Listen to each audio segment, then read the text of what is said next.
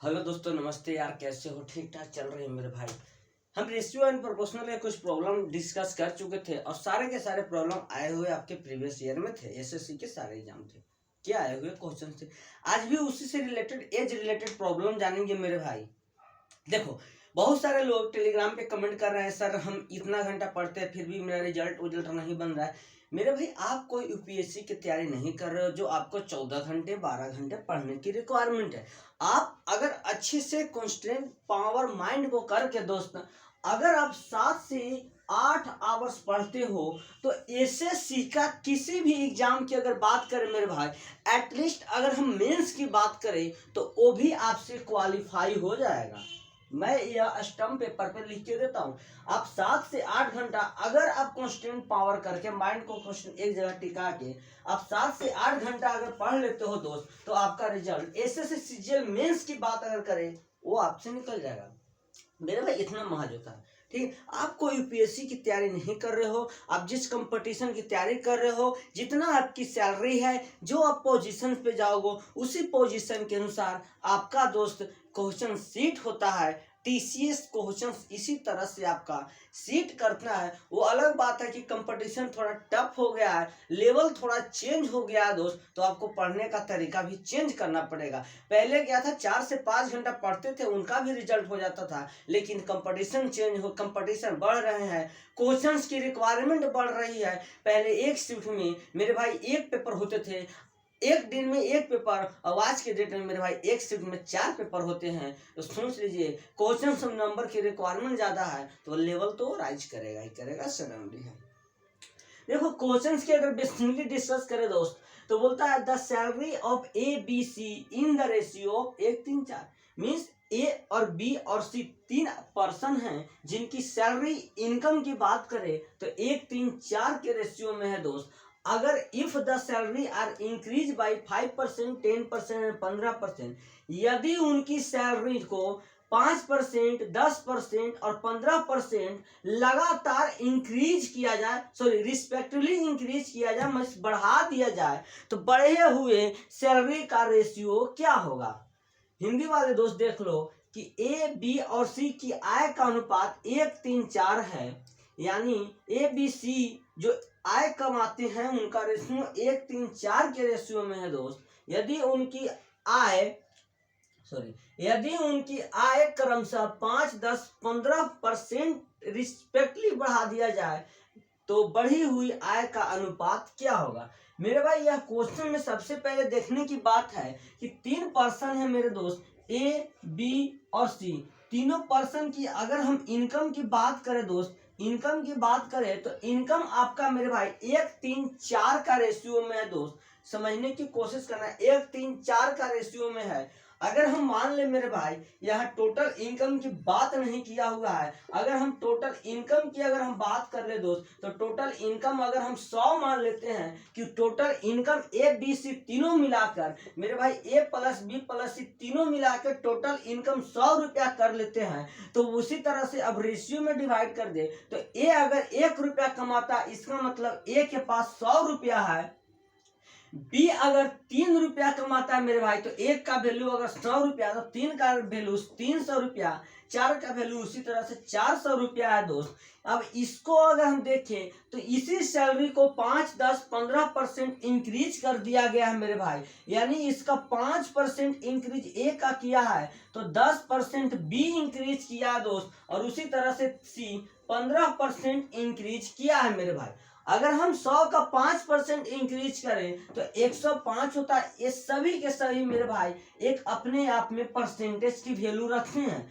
उसी तरह से मेरे भाई 100 का देखो, नहीं तो निकाल लो यार, 100 का अगर हम 5% निकाले तो 5 रुपया हुआ। यानी पहले से 100 रुपया था, अब हमें 5 रुपया इसमें इंक्रीज कर देना है तो 105 रुपया हो गया। उसी तरह से अगर 300 का हम 10% निकाले मेरे भाई तो 30 हो जाएगा। पहले 300 था, 30 रुपया इंक्रीज हुआ तो 30 रुपया इंक्रीज हुआ तो अब यह 330 हो गया। उसी तरह से अगर हम 400 का 15% देखें मेरे भाई तो 60 हो जाएगा। पहले 400 थे, 60 को इंक्रीज करेंगे दोस्त तो 460 हो जाएगा। यानी अब जो इनकम का रेशियो आएगा, इंक्रीज इनकम का रेशियो मेरे भाई 105, 330, 460 के रेशियो में आएंगे दोस्त। यही इस क्वेश्चन का आंसर होगा कि ABC 100, 300, 400 रेशियो में इनकम करते हैं। अगर उनको इंक्रीज कर दिया जाए 5%, 10%, 15% दोस्त, तो टोटल 105 रेशियो, 330 रेशियो और 460 के रेशियो में इनकम आते हैं। और एसएससी आपको इतना सोल्व करने को टाइम नहीं देता है दोस्त। एसएससी के पास इतना टाइम नहीं है कि वो आपको इतना सोल्व करने का टाइम दे। इसलिए ये प्रॉब्लम को देखने ही इस तरह से सोल्व करना है दोस्त कि तुरंत ये प्रॉब्लम को सोल्व हो जाए। इस प्रॉब्लम को देखते ही इस माइंड में यह डेवलप होना चाहिए, ABC 3 बंदा है जो कि 1, 3, 4 के रेशियो में इनकम करते हैं। यानी इनकम करते कितना है मेरे भाई, 100, 300, 400 का रेशियो में अगर उनको 5% इंक्रीज कर दिया जाए, अगर उनको मेरे भाई समझने की कोशिश करना, अच्छे से समझाते हैं, अगर उनको 5% इंक्रीज किया जाए, अगर उनको 10% इंक्रीज किया जाए, अगर उनको 15% इंक्रीज किया जाए, तब मेरे भाई इंक्रीज, अगर हम इनकम की बात करें, इंक्रीज इनकम यानी आय का जो रेशियो होगा दोस्तों, बस समझने की कोशिश करना मेरे भाई कि अगर इंक्रीज इनकम या यहाँ पे सैलरी की बात अगर कर दे मेरे भाई, इंक्रीज सैलरी, तो 105 का 5% 105 हो जाएगा मेरे भाई, 300 का 30 330 हो जाएगा और 400 का 15% 460 हो जाएगा। यानी अब उनके सैलरी का जो इनकम होगा मेरे भाई 105, 330, 460 होंगे। आपको एसएससी के अंतर्गत दोस्त, अगर आप एसएससी की तैयारी कर रहे हो तो आपको सिर्फ इतना या सोल्व करने के लिए टाइम देगा। इसको सोल्व करने का इस तरह से टाइम नहीं है उसके पास, और आपके पास भी टाइम नहीं है। अगर आप इस तरह से सॉल्व करते हो दोस्त, तो आपका कंपटीशन लेवल बहुत लो है, आपको हाई करने की जरूरत है, क्योंकि आपके पास महज से जो टाइम होते हैं, टाइम के अनुसार काम करना होगा। मोस्टली बहुत सारे स्टूडेंट कहते हैं सर क्वेश्चन तो सारा का सारा मेरे से बन रहा था, लेकिन वो क्वेश्चन तो बन रहे थे सर, लेकिन वह क्वेश्चन सोल्व नहीं हो पाए, टाइम खत्म हो गया। मेरे भाई इसी तरह से टाइम उनका खत्म होता है, क्योंकि वह इस लॉन्ग प्रोसेस से सॉल्व करते हैं, तो टाइम तो लगेगा ही। जहां इसको सॉल्व करने में मेरे भाई 10 सेकंड लगेंगे, वहां इसको सॉल्व करने में मेरे भाई 15, 20, 25 सेकंड तो लग जाएंगे। 10 सेकंड इसमें, 25 सेकंड इसमें मेरे भाई, यानी कि 15 सेकंड का गैप हो गया। अगर 15 सेकंड में आप अगर छोटे छोटे क्वेश्चंस करते, 2 क्वेश्चंस हो जाते मेरे भाई। अब इसको नोट डाउन कर लो। एसएससी आपको इतना टाइम नहीं देता है दोस्त, बस आपको टाइम की पकड़ करना हो। और मोस्टली अगर बात करें तो ऐसे प्रॉब्लम मेरे दोस्त आपको एग्जाम में देखने को मिलते होंगे। आप जो भी मॉक टेस्ट लगाते होंगे वो मॉक टेस्ट में भी देखने को मिलते होंगे। आगे हम समझने की कोशिश करते हैं। आगे जो क्वेश्चन है मेरे भाई वह वह छोटा सा क्वेश्चन है कि इफ ABC 3, 4, 7 है, इफ ABC का जो रेशियो है दोस्तों, वह रेशियो 3, 4 और 7 में है मेरे भाई, तो then the ratio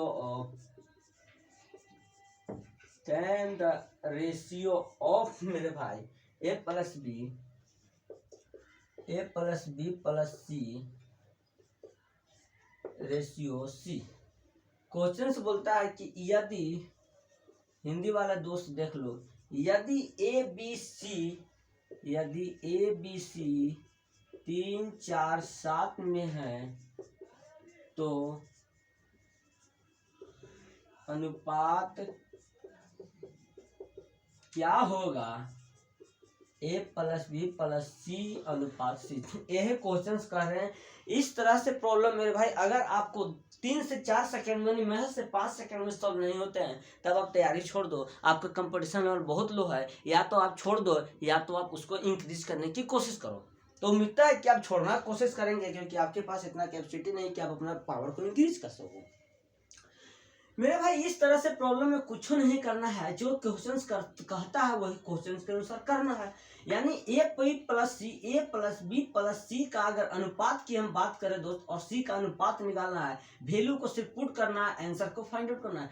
A plus B plus C, A का जगह 3 मेरे भाई, B के जगह 4 और C के जगह 7 है इसको, और C है 7 मेरे भाई। तो 4, 3, 7 मेरे भाई, या 7, 4, 11, 3, 14, 4, 3, 7 और 7, 14 अनुपात 7 अगर हम काट दे तो 2:1 हो जाएगा मेरे भाई। 7 दूनी का 14:1। आपको इतना सोल्व करने का एसएससी टाइम नहीं देता है मेरे भाई, देख लीजिए इतना सोल्व करने का आपको एसएससी टाइम नहीं देता है। क्वेश्चन देखने के अनुसार ही पता करना है, माइंड में सारा का सारा सेटअप करना है दोस्त। ए प्लस बी प्लस सी यानी कि 3 4 7 और 4 14 और सी के जगह 7 है मेरे भाई, यह कट जाएगा 2:1। आपको इतना भी नहीं करना है, इतना करना है कि 4 और 3 7 और 7 14, 14 और 7 यानी कि 7 से 14 यानी कि 2:1। एसएससी आपको इतना सॉल्व करने का टाइम देता है। यानी ये जो क्वेश्चंस होंगे मेरे भाई माइंड में सारा अगर आप सेटअप करते हो दोस्त तो 1 सेकंड में उससे प्रॉब्लम को देखने को मिलेगा सोल्व होते हुए। इसी तरह से टाइम का कॉम्प्रोमाइज होता है दोस्त। कोई क्वेश्चन ऐसा आएगा जो आपसे 5 से 10 मिनट टाइम गेन करेगा, कोई क्वेश्चन ऐसे आएंगे जो आपको 1 सेकंड में हो जाएंगे। तो मेरे भाई क्वेश्चन का सेटअप इसी तरह से होता है। कोई क्वेश्चन 1 मिनट लग रहे हैं, 5 से 10 सेकंड लग रहा है, कोई क्वेश्चन 1 मिनट में हो रहा है, कोई क्वेश्चन 1 सेकंड में हो रहा है। तो इसी तरह से दोस्त टाइम को मैनेज कर लिया जाता है। चलो आगे हम देखने की कोशिश करते हैं। आगे हम एक क्वाड्रेटिक इक्वेशन के बारे में डिस्कस करेंगे दोस्त, जो कि आपको बहुत ही ज्यादा यानी कि आपको 2 इक्वेशंस दे दिए होते हैं और 2 इक्वेशंस का वैल्यू निकालना रहता है दोस्त, तो आप उसमें कंफ्यूज हो जाते हो। इसीलिए हम पहले क्वेश्चंस करने से पहले दोस्त कॉन्सेप्ट का डिस्कस करेंगे जो आपके लिए बहुत ही ज्यादा इम्पोर्टेंट होंगे। जैसे मेरे भाई आपको समझने की कोशिश करना, आपको x प्लस वाई बराबर 7 दे देता है और x माइनस वाई बराबर 6 दे देता है, सॉरी 5 दे देता है। समझने की कोशिश करना, आपको x प्लस वाई बराबर 7 दे देता है दोस्त, x माइनस वाई बराबर 5 दे देता है। तो बहुत सारे स्टूडेंट क्या करते हैं, समझने की कोशिश करना कि इक्वेशन फर्स्ट और इक्वेशन सेकेंड को सोल्व करते हैं और सोल्व करने के बाद इसको दोस्त इस तरह से y y कैंसिल 2x बराबर हो जाएगा 7 5 12, x का वैल्यू 6 हो जाएगा और आपसे x का वैल्यू ही मांगा है और y का वैल्यू मांगा है। x का वैल्यू किसी भी इक्वेशन में अगर रख दे, अगर हम इक्वेशन फर्स्ट में पुट करते हैं x बराबर 6 दोस्त, तो x 6 आ जाएगा और y बराबर 7 यानी y बराबर मेरे भाई 1 आ जाएगा। यानी 2 इक्वेशन से आप जो वैल्यू निकाले हो x बराबर 6 और y बराबर 1, ये जो प्रोसेस आप करते थे दोस्त, ये प्रोसेस आप 10th क्लास में किए हो, लेकिन अब आप बूढ़े हो चुके हो। अब बूढ़े हो चुके हो, जो बचपन में गलतियां किए हो जवानी में भुगतना पड़ेगा। बचपन में जो भी आप गलती करते हो जवानी में भुगतना पड़ेगा। बचपन में आप इस तरह से पढ़े हो तो जवानी में अलग पढ़ना पड़ेगा, क्योंकि आपको सारा का सारा सिलेबस उतना से ज्यादा ही पढ़ना है। और आप 10th में 1 साल पढ़ते थे दोस्त, 1 ईयर्स पढ़ते थे, और यहाँ आपको 5 से 6 मंथ में पूरा का पूरा मैथ खत्म करना होता है। तो आपको तरीका चेंज करना पड़ेगा। तो कॉन्सेप्ट के अनुसार चलते हैं। अगर आपको 2 इक्वेशंस दे दिया है दोस्त, x प्लस वाई बराबर 7 और x माइनस वाई बराबर 5, 2 इक्वेशंस आपको दिया हुआ है दोस्त, और आपसे x बराबर y और y बराबर वाट यानी x y का वैल्यू निकालता पूछता है दोस्तों। तो सबसे पहले समझना, आप जब भी अगर लार्जर नंबर को निकालते हो, आप अगर x को लार्जर नंबर मान लो, y को लार्जर नंबर मान लो, तो अगर हम लार्जर नंबर बराबर निकालते हैं दोस्त, समझने की कोशिश करना, अगर हम लार्जर बराबर निकालते हैं दोस्त तो a प्लस बी अपॉन में 2, अगर हम स्मॉलर नंबर निकालते हैं दोस्त तो a माइनस बी अपॉन में 2, a माइनस बी अपॉन में 2। जहां हम 7 को a मान लेते हैं और b को 5 मान लेते हैं, आपके ऊपर है, आप किसी भी संख्या को मान सकते हो। अगर हम बात करें x बराबर, तो a प्लस बी 7 5 12 मेरे भाई, 7 5 12 अपॉन 2, x बराबर 12 अपॉन 2 6 आ गया। वहीं अगर y बराबर देखें मेरे भाई a माइनस बी अपॉन 2 यानी कि 7 में से 5 जाएगा, 2 बचेगा और 2 अपॉन में 1। यही आपका कॉन्सेप्ट था। 2 इक्वेशन से हम लार्जर और स्मॉलर नंबर का वैल्यू कैसे निकालते हैं दोस्त। अगर हम बात करें मेरे भाई लार्जर और स्मॉलर नंबर का वैल्यू निकालने का, तो एक बार इधर देख लेते हैं, वो साइड आपको नहीं दिखा होगा। x बराबर a प्लस बी यानी 7 प्लस 5 बटे 2 यानी कि 7 5 12 अपॉन 2 6 हो गया। y बराबर a माइनस बी अपॉन में 2, 7 5 2, 7 में से 5 जाएगा 2, 2 से 2 डिवाइड करेंगे 1 आ जाएगा। यानी अगर बात करें मेरे भाई कि x 6 और y 1 आ गया, यही आपका कॉन्सेप्ट है बेसिकली मेरे भाई। इस कॉन्सेप्ट को आप नोट डाउन कर लो, क्योंकि ये आपको बहुत ही ज्यादा काम करेगा। इतना सोल्व करने का टाइम किसके पास है, इस तरह से सोल्व करेंगे। और यही कॉन्सेप्ट के अनुसार हम बात अगर करें दोस्त, नेक्स्ट प्रॉब्लम देखने को मिलता है। आप इसको नोट डाउन कर लो उधर कॉन्सेप्ट को। कुछ नहीं था, दो इक्वेशंस आपको दिए रहेंगे, उन दोनों इक्वेशंस से आपको लार्जर और स्मॉलर वैल्यू निकालना है, बस इतना ही काम करना है दोस्त। अगर हम क्वेश्चंस की बात करें मेरे भाई, तो क्वेश्चंस बोलता है कि the total marks obtain, the total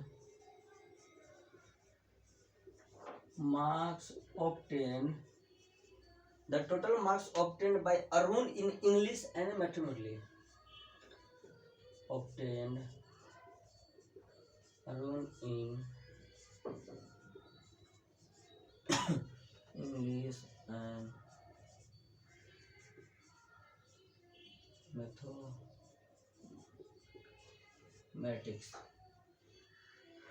mathematics कितना ऑब्टेन किया? R 170, दोनों में वह 170 ऑब्टेन किया। If the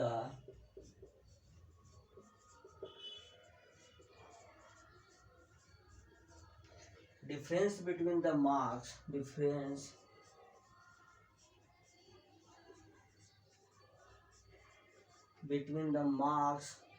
in these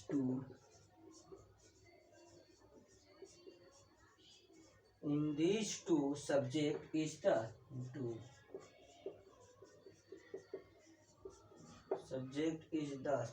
then the ratio of his marks in this subject, then the ratio of these two subject marks obtained।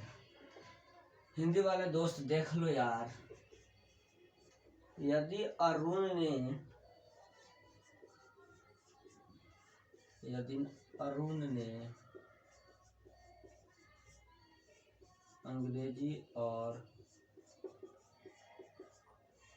अंग्रेजी और गणित में कुल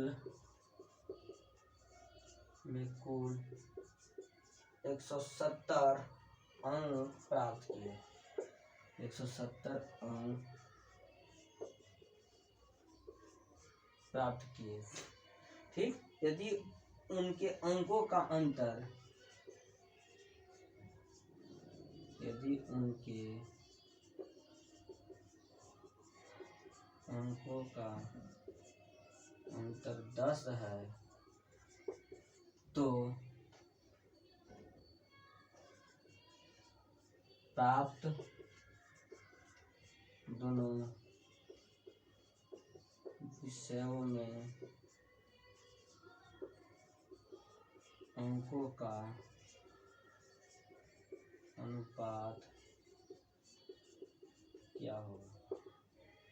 देखो क्वेश्चन मेरे भाई यह कुछ भी नहीं है, जो भी मैंने पिछले आपको एक दो इक्वेशन से कॉन्सेप्ट के बारे में डिस्कस किए थे दोस्त, यह वही सेम प्रॉब्लम है। बाकी इसमें सिर्फ यही अंतर है मेरे दोस्त कि यह आपको लैंग्वेज में देखने को मिलेगा और वह आपको लिख दिया था, और कोई अंतर नहीं है। क्वेश्चंस देखिए दोस्त, बोलता है the total marks of 10 Arun English and mathematics are 170। Arun कोई व्यक्ति है जो एक टेस्ट दिया, जिसमें टेस्ट दिया अंग्रेजी और मैथ का, जिसमें 170 अंक प्राप्त किए, और वही दोनों सब्जेक्ट इंग्लिश और मैथमेटिक्स का डिफरेंट दोनों का 10 है, डिफरेंस 10 है मेरे भाई। तो दोनों में कितना सब्जेक्ट में किस रेशियो में वह अंक को प्राप्त किया, यही क्वेश्चन हिंदी में है। यदि अरुण ने अंग्रेजी और गणित की बात करें तो दोनों में कुल 170 लाया है, प्राप्त किया है। यदि उनके अंकों का अंतर 10 है तो दोनों प्राप्त विषयों में अंकों का अनुपात क्या है? मेरे भाई अरुण कोई व्यक्ति है जो इंग्लिश और मैथ का टेस्ट दिया, यानी इंग्लिश और मैथ का जो भी टेस्ट दिया उसमें वह 170 नंबर लाया है दोस्त। टोटल 170 दोनों विषय में आए, और वही बोल रहा है कि दोनों विषय में अगर हम डिफरेंस निकालें मेरे भाई, तो दोनों विषय का डिफरेंस 10 है, तो इंग्लिश और मैथ के प्राप्त अंकों का रेशियो क्या है? तो सबसे पहले मान लेते हैं मेरे भाई, कुछ भी कर सकते हो तुम्हारे लिए, कि इंग्लिश में वह सबसे ज्यादा संख्या लाया है, तो इंग्लिश में लाया तो ए प्लस बी यानी 170 अपॉन 10 सॉरी 170 प्लस 10 अपॉन 2, 170 और 10 मेरे भाई 180 अपॉन 2 बराबर 90। वही बात करें मैथ में तो मान लेते हैं मैथ में कम नंबर लाया है, 170 माइनस 10 अपॉन 2 160 अपॉन में 2 बराबर 80।